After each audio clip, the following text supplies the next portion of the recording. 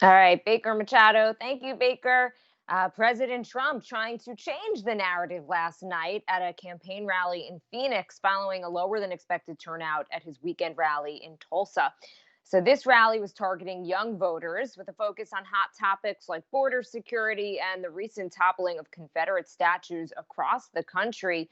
Laura Figueroa Hernandez is the White House correspondent at Newsday and here to help break it all down for us. Laura, good morning. The president boasting about the border wall, saying construction would be complete very soon. What is the actual status of the wall right now? Right. The status of the wall is obviously always an ever-changing work in progress, and some of the president's critics note that his trip down to Yuma to visit this border wall was actually a section that was already previously protected. This border, I guess, what the president went to visit yesterday was just merely adding to what was already existing in the area, merely, I guess, reinforcing or making it sturdier, stronger.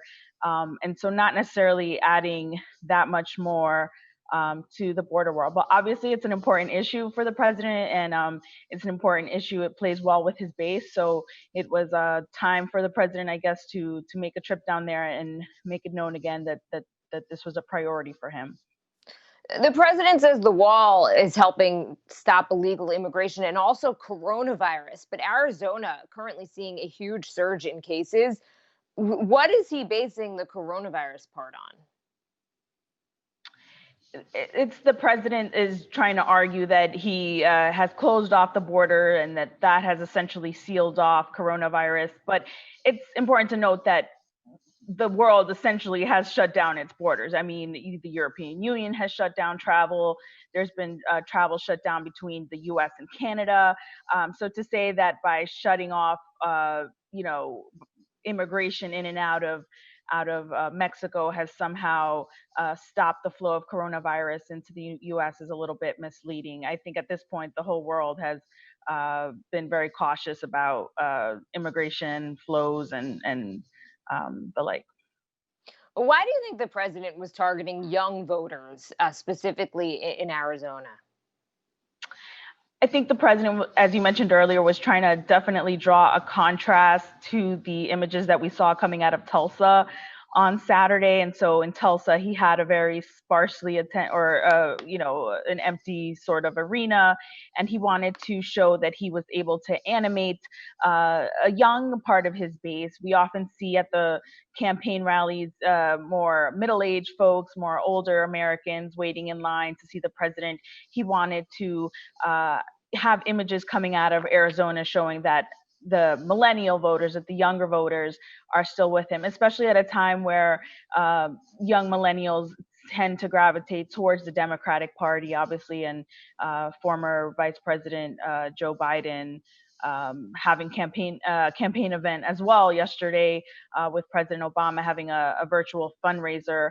And so I thought that was just interesting. It showed a juxtaposition between Trump going out to Arizona, where there's a spike in cases, and none of the, most of the supporters in the church were not wearing masks, and then you have the Democratic nominee holding a socially distant event online. It just definitely just showed a contrast of where we are in 2020. Were you surprised to see so many people not wearing masks, just considering the fact that coronavirus is still very much present and rising in these places? And masks, I mean, the science is pretty clear that masks help prevent the spread.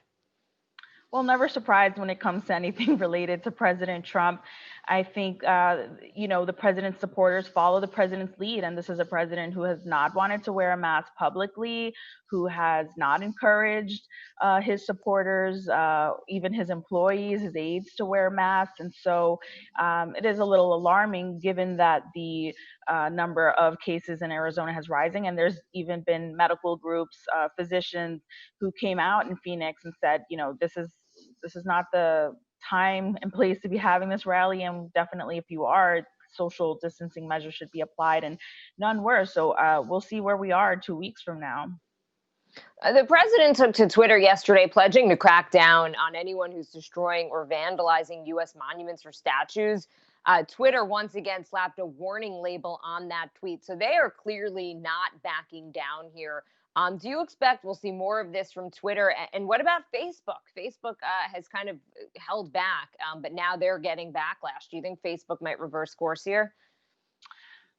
Well, I think on Twitter, we'll definitely see more of this on Twitter. I think Twitter has shown that it's not backing down, obviously, by putting another one of these labels on his tweets, no matter how upset the president has gotten in the past.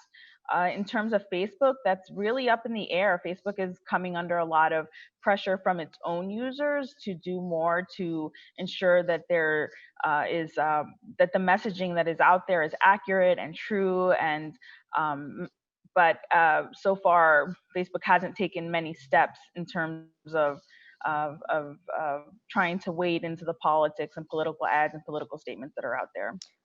I want to talk a bit about the Democrats here. Joe Biden held a virtual campaign fundraiser with former President Barack Obama. They raised about $11 million. What do you make of that? How important is President Obama for Joe Biden's election? Oh, he's incredibly important. Obviously, there are so many people, so many Democrats who, when they see Joe Biden, they see President Obama. And so obviously, former Vice President Joe Biden has struggled with some questions about whether he is too old to hold his position, and whether he's, stumbled and he's had some gaffes. But I think a lot of the Democratic base sees that he is someone who can revive or bring back some of the main staples of the Obama administration, bring back some of the main uh, uh, key aides and key leaders in the Obama administration, so that in essence it would be an Obama administration 2.0. So it was definitely an important step, and obviously it energized a lot of Democrats who paid to tune into yesterday's virtual fundraiser, and I expect that we'll be seeing more of this. Former President Obama, obviously, an engaging speaker and somebody who will be able to rally the Democratic base for the former vice president. All right, Laura Figueroa Hernandez, White House correspondent at Newsday. So great to have you on this morning.